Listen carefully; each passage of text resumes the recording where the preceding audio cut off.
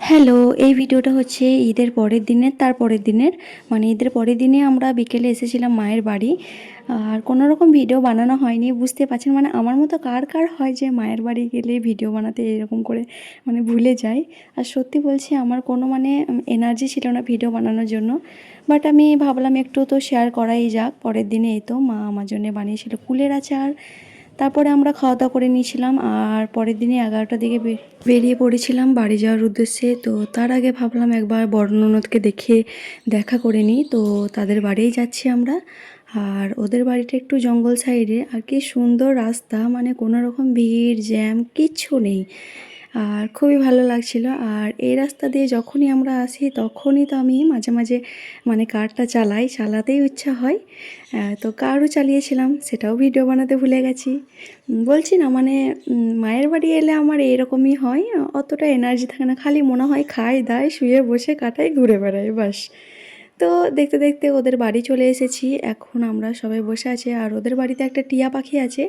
তো সেই প্যারটটাকে নিয়ে সে যা তো খুব মাতামাতি, ওকে নিয়েই পড়েছিল।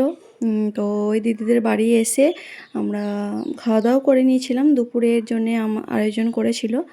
খাওয়া দাওয়া করার পর সামান্য একটু গল্প সল্প করার পর আবার বেরিয়ে পড়েছিলাম। আর এইদিকে তো সে যা কোনো মতেই ওই টিয়া পাখিটাকে ছাড়বেই না, ওকে ওই ছোলা ভিজানো খাওয়াচ্ছে।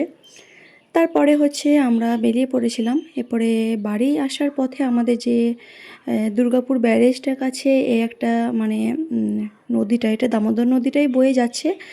তো সেখানে দেখলাম অনেক ভিড় আছে, মানে এখানে অনেকজন আসে খাওয়া দাওয়া করে। আর ফুচকা মানে যত রকমের স্টার্টারের জিনিস খাওয়া দাওয়া ওগুলো সব পাওয়া যায়। আমরা নিয়ে নিয়েছিলাম একটা ফ্রুট চাট নিয়েছিলাম। তারপরে নিয়েছিলাম হচ্ছে ওই কি বলে পেয়ারা চাটটা। আমার তো পেয়ারা খুবই ফেভারিট। ওখানে কিছু খাওয়া দাওয়া করার পর ফটো তোলার পর আবার আমরা পড়েছিলাম বাড়ি যাওয়ার উদ্দেশ্যে। সবার লাস্টে আরও এক প্লেট নিয়ে নিয়েছিলাম ফ্রুট স্যালাড। সে যা তো খুবই ভালোবাসে ফ্রুটটা, তো সেই জন্য আবার এক প্লেট নেওয়া হয়ে এলো। এরপরে হচ্ছে আমরা বাড়ি যাচ্ছি। কি সুন্দর দৃশ্যটা দেখুন, আমি একটু ব্যাক ক্যামেরায় দেখালাম। খুবই সুন্দর, এত সুন্দর হাওয়া দিচ্ছে, সবাই দেখছে এখানে নাকি ঘুরতে আসছে। তারপরে এখন চলে যাচ্ছি বাড়ি যাওয়ার উদ্দেশ্যে। তো আজকে ভিডিওটা কেমন লাগলো অবশ্যই জানাবেন। ওকে বাই, টেক কেয়ার, আল্লাহ হাফিজ।